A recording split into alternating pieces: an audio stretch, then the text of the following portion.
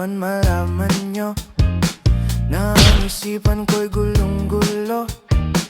Nagtatanong kung susundan ko siya, dahil ang puso ko ay nabihag niya.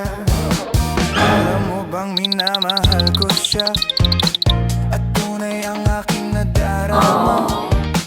Kahit ako'y nagmumukhang tanga, ay ayos lang basta kasama siya. Kahit sabihin pa ng iba, nababaliw na akong talaga. Kahit mayroong ibang nagcha-cha-cha, nagrurumba, nagsasalsa.